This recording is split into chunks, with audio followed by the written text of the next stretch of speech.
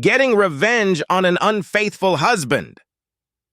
Diana looked up from the computer screen as the generator began to chirp and noticed that the second hand on the clock wasn't moving.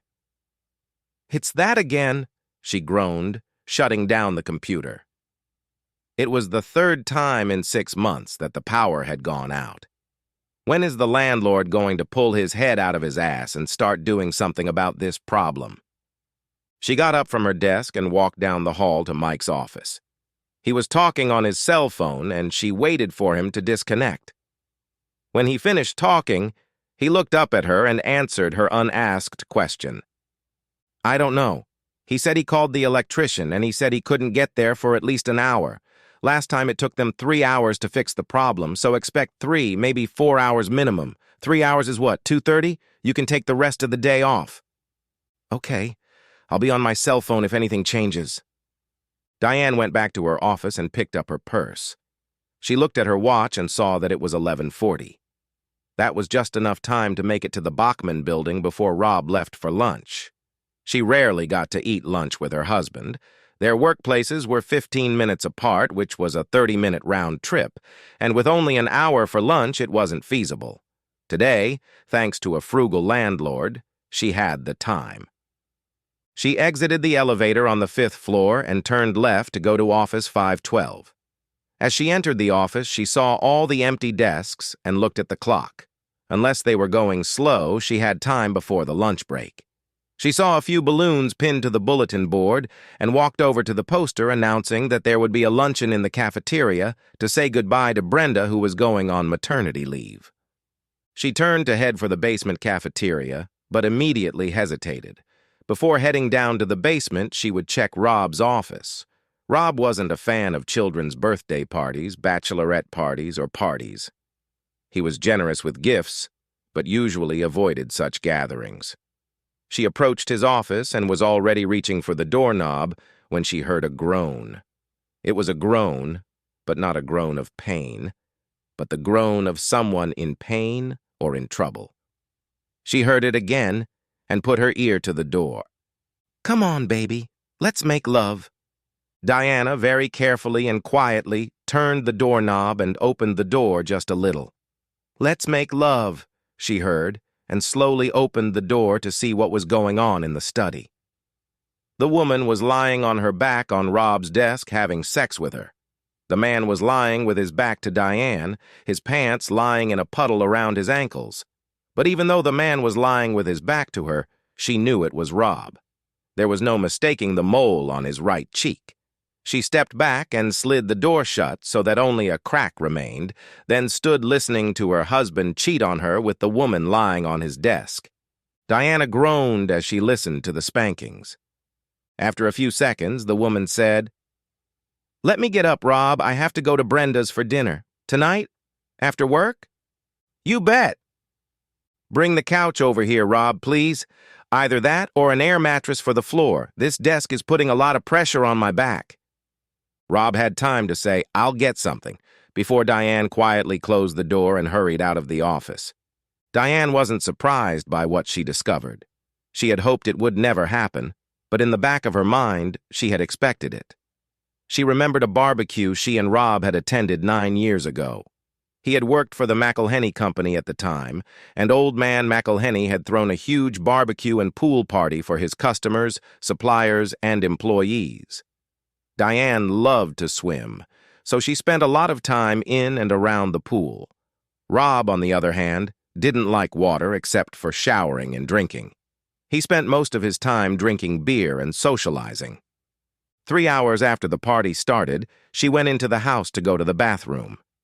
She was just coming out of the bathroom when she heard, "Oh, Rob, honey," and giggling from the room across the hall. There were probably other Robs at the party, but her curiosity was piqued, and as she opened the door to the room, she found her husband holding his hand inside the blonde's bikini top. And the blonde had her hand inside on Rob's body.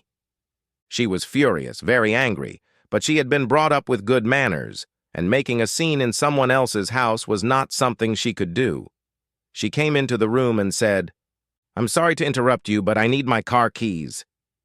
The blood rushed from Rob's face. He looked pale and ashy, rummaged through his pockets for the keys, found them, and held them out to her. It was only after she took them from him that he came to his senses and asked why she needed them. "I'm going home." "Wait, I'm going to say goodbye to you." "You're not coming with me." "How will I get home?" he whined. "I don't care if you even come home, asshole." She was about to leave when the blonde asked who she was. "I'm the asshole's wife." "You never told me you were married," the blonde said to Rob as Diana walked out the door.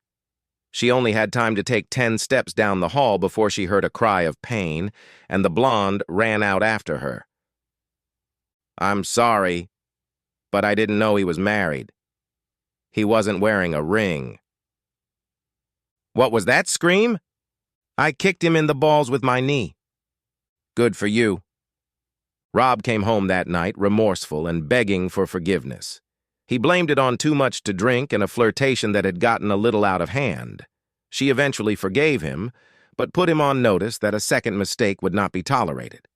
When she gave her ultimatum, the meaning of his words was clear. One more slip-up and she'd throw him out on the street, but things had changed since then. Then they'd lived in an apartment, now they had a house. Then they were childless, now they have 2 kids. Back then they were just starting out and money was tight, and now Rob was making 6 figures. She'd gone back to work so she'd have something to do when her kids went to school. But she didn't want to be a single mom with 2 kids living in an apartment one bit. No, divorce wasn't an option, at least not at that point. But she had to do something about it. She had to get back at Rob, if only for her own peace of mind. She wondered how many times Rob had cheated on her in the last 7 years, but then realized it didn't matter. The one time she knew about was too many. Her cell phone rang and she answered it. It was Mike. The power was back on, and he wanted to know if she could go back to the house. "I know I told you to take the day off, but Steven called and would like our offer by tomorrow. That's a week earlier than expected. I hate to ask Dee, but I need help." "Sure, Mike. See you in a few minutes." Putting the phone back in her purse, she smiled. She knew what she would do to get back at Rob. She checked her makeup one last time. Her panties and bra were in her purse, and the top 3 buttons of her blouse were undone. On her way to work, she stopped at a shoe store and bought a pair of high-heeled shoes to replace the shoes she wore to work. When she had come to work for Mike a year ago, he had tried to flirt with her for the first 6 months, but then realized she was a faithful wife, and he was wasting his time. She hoped her open blouse and braless breasts wouldn't cause comments. Mike only needed to give her a chance, and she would take it in stride. If Mike didn't want to play, she'd stop at a bar on the way home and pick someone up. She was determined that Rob would have sloppy seconds this night.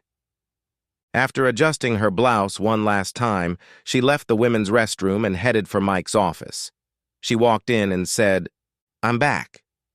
What do you need from me?" "I need you to double-check these numbers and make sure they're accurate." She leaned forward to take the papers from his hands. Her blouse opened slightly, and she saw his eyes stop on her breasts. She knew his gaze was fixed on her ass as she walked out the door, and she knew the way her high heels made her hips sway. Now he was ready, and all she had to do was wait to see if he would make a move. If he didn't, she would. She would have preferred him to make the first move. But she didn't want to because she thought it might make her look too much like a cheater. She loved her job and didn't want to give it up, and if it seemed too easy for Mike, she didn't know if she could stay. She worried about that as she went over the numbers in the sentence, and it suddenly dawned on her that it didn't matter. If she has sex with Mike, he'll want to do it again. It didn't matter how much of a cheater he thought she was. If she kept doing her job and sleeping with him, he wouldn't complain. She had counted on it only being a one-time thing, but it wasn't to be. Rob and his bimbo were talking about couches and air mattresses, which meant they were going to keep going, and she might as well. Why, she decided, would one-on-one time help her get even with Rob? Calming her fears, she plunged into checking the numbers. An hour had passed when she returned to Mike's office and placed the papers in front of him. "The numbers checked out," she said. noticing the way his eyes stared at her breasts. "Now what?" Mike didn't answer right away, and she said, "Earth to Mike, please come in." He looked up and his face turned red. She smiled at him and said, "I don't mind if you want to look at my breasts. I'll even take off my blouse and let you play with it, but we need to deal with Steven's offer first. If those numbers are right, we're done." She straightened, walked to the door and locked it, then turned to face him again. She slowly unbuttoned her blouse, slipped it off, and let it fall to the floor. She then unbuttoned her skirt and let it slide down and fall around her ankles. Once out of it, she tossed it aside and stood in front of Mike in just her high-heeled shoes, nylons, and garter belt. "What do you like, Mike? Do you want to have sex with me?" Mike was so caught off guard that he just sat down at his desk and stared at her with his mouth open. "Come on, boss. Do something. Don't make me do all this." Mike finally got over his shock, stood up, and walked over to her. "Not that I'm going to challenge the gift of the gods, but what's going on?" "I just decided that I didn't need to remain faithful to an unfaithful husband." Mike put his arms around her and tilted her head up to kiss her. She felt his hand slide down her body. Next, they made love, and it was beautiful. Next, Mike asked, "How long will you keep coming like this?" "As long as you let me." "What's the retirement age here?" "That long? Until you get sick of me. But only one thing." "What?" "Can you bring a couch in here or an air mattress on the floor? It's hard for me to sit on the table." The end. Subscribe to my channel. Thank you.